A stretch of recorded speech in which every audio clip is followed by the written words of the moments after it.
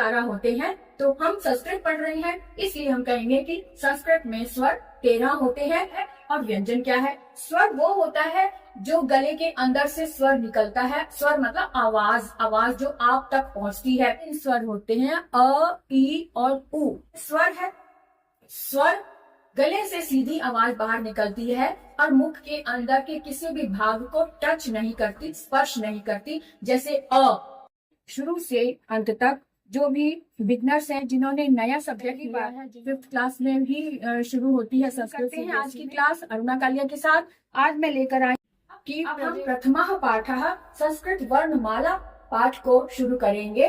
तो आप देखें कि वर्णमाला का मतलब होता है जहाँ पर सभी वर्णों को पिरोया गया हो, क्रम से लिखा गया हो। इस वर्णमाला के अंदर स्वर और व्यंजन और अयोगवा और जितने भी मतलब वर्णों के अंदर आते हैं, जिसको हम सीखते हैं, जिसको हम शब्द बनाने से पहले जिन अक्षरों को सीखते हैं, वो सभी वर्णमाला में पिरोए जाते हैं, क्रम से लिखे जाते हैं। बात करेंगे कि वर्ण क्या होता है। वर्ण भाषा की सबसे छोटी इकाई अर्थात अक्षर, अक्षर जो है वो सबसे छोटी इकाई होते हैं। सही क्रम में लिखे गए वर्णों के समूह को वर्णमाला कहते हैं।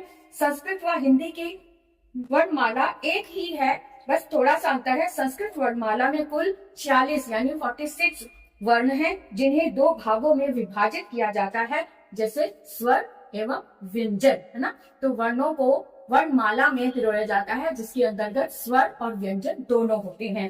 अब आगे क्या कहता है? आगे कहा है कि स्वर, अब हम अलग अलग इसके बारे में जानेंगे कि स्वर क्या है और व्यंजन क्या है। स्वर वो होता है जो गले के अंदर से स्वर निकलता है। स्वर मतलब आवाज, आवाज जो आप तक पहुंचती है।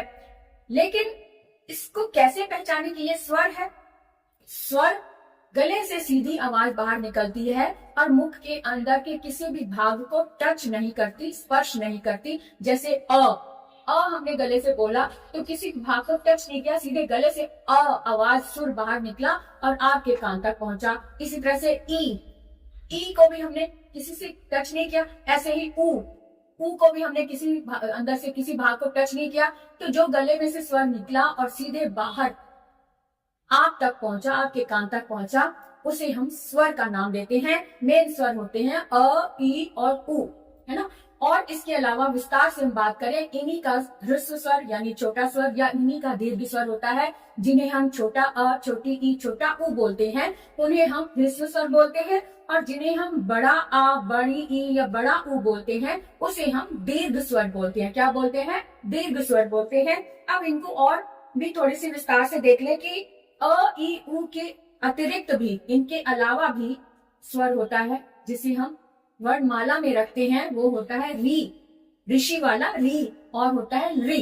इसे हम संस्कृत के वर्णमाला में ही रखते हैं। इसीलिए संस्कृत के स्वरों में 13 स्वर होते हैं और हिंदी में स्वर 11 होते हैं। तो हम संस्कृत पढ़ रहे हैं, इसलिए हम कहेंगे कि संस्कृत में स्वर 13 होते हैं, क्योंकि इसमें री और ली को भी काउंट किया गया है, शामिल किया गया है। अब देखिए कि जब मेन स्वर हमारे 3 होते हैं अ, ई, उ, तो फिर 13 कैसे बने?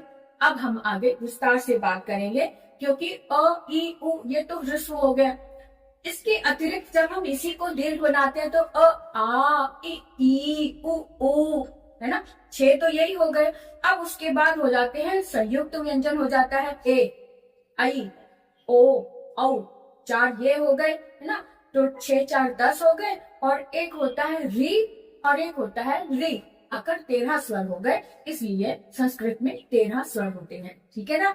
अब आगे बढ़ते हैं कि व्यंजन क्या होते हैं। व्यंजनों को विभाजित किया गया है, जिसमें हमने 25 वर्णों को स्पर्श व्यंजन के आधार पर विभाजित किया है, और स्पर्श व्यंजन 25 है, लेकिन 25 को भी हमने 5 और वर्गों में विभाजित किया है, ताकि वो अच्छे से समझ आ सके कि 25 किस तरह से है।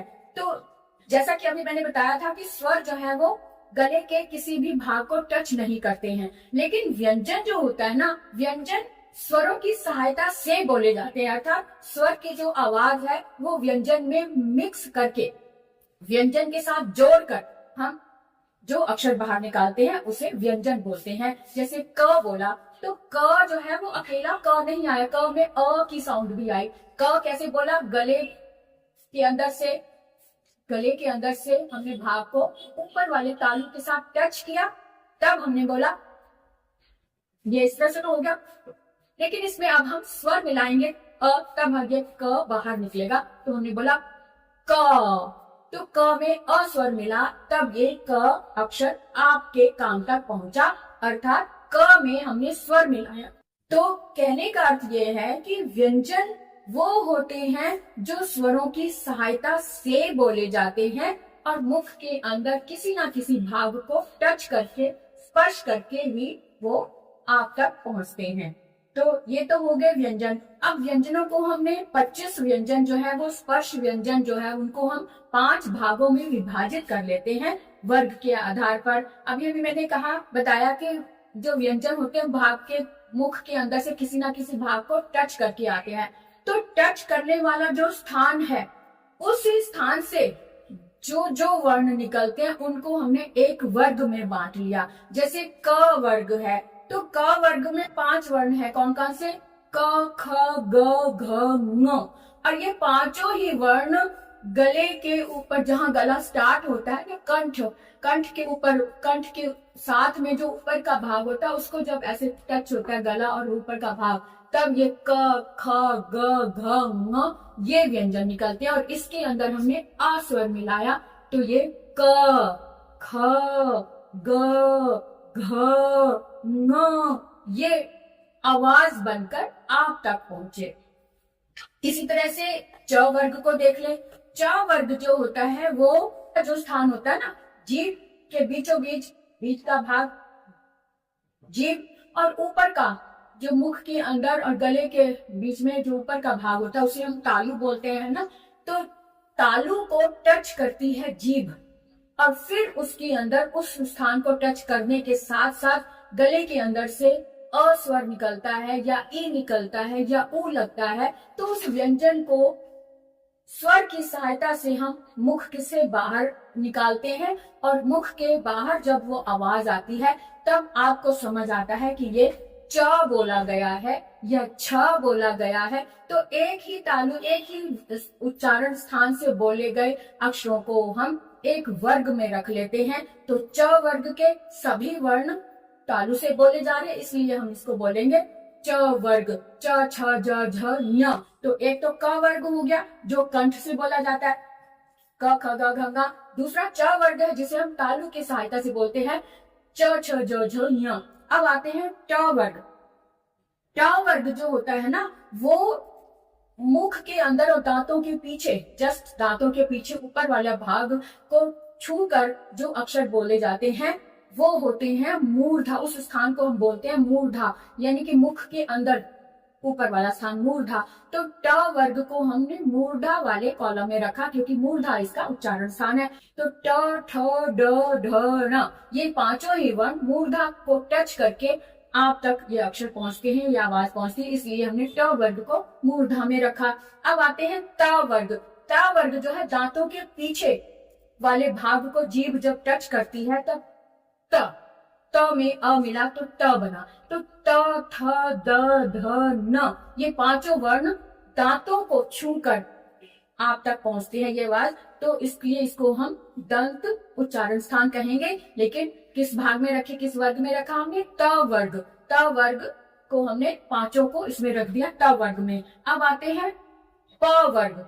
प जो है दोनों होठों को टच करते इस तरह से, तब हम प बोलते हैं। अब जो भी इसके साथ और भी 5 वर्ण जो है वो भी होठों को टच करके ही आवाज आती है प। जब हम इसको खोलेंगे तब इसके साथ अ की ध्वनि इसके साथ मिलेगी और तब वो प की आवाज आपके कान तक पहुंचेगी। तो प, थ, प, भ, म इस तरह से ये पांचों वर्ण एक वर्ग में पिरोए गए हैं ताकि हर एक वर्ग के जो 5 वर्ण हैं, जो 5 अक्षर हैं, वो एक ही उच्चारण स्थान से बोले जा रहे हैं ताकि हम उसको अच्छे से पहचान सके। ठीक है, तो अब तो ये तो हो गए स्पर्श व्यंजन जो ये 5 वर्गों में विभाजित किए हुए 25 व्यंजन हैं, इनको हम कहते हैं स्पर्श व्यंजन, है ना। स्पर्श का मतलब होता है छूना, जबकि मुख के किसी भाग को छू कर कोई वर्ण निकलता है तो उसे स्पर्श व्यंजन कहते हैं। अब आते हैं योगवाह।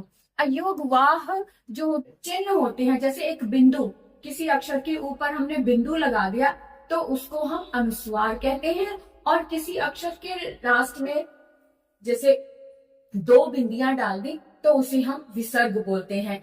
तो ये किसी भी अक्षर पर बिंदी हो सकती है या विसर्ग हो सकता है, कोई एक अक्षर नहीं होता, ये कोई ना ही कोई व्यंजन होता है। तो आपने देखा होगा जब भी आप क ख ग जब छोटा फर्स्ट सेकंड में आप पढ़ते हैं या नर्सरी में पढ़ते हैं, उसमें लिखा होता है ना अंग से अंगूर और आहा खाली, है ना, वही वाला ये है अंग से अंगूर, यानी कि अ कोई ना होना चाहिए ना, अ लिखा के ऊपर जो बिंदी लगा दिया उसे हम अनुस्वार कहते हैं, और अह ह जो साउंड निकलती है ना वो विसर्ग की साउंड होती है।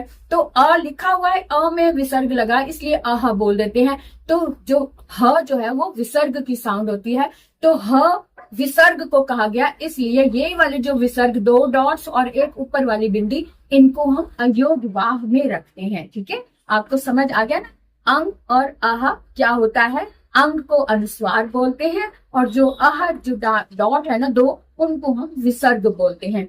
अब आते हैं, ये तो हो गया हमारा पहला चैप्टर कि वर्ण क्या है, वर्णमाला में क्या क्या होता है। अब इसका अभ्यास कार्य करेंगे।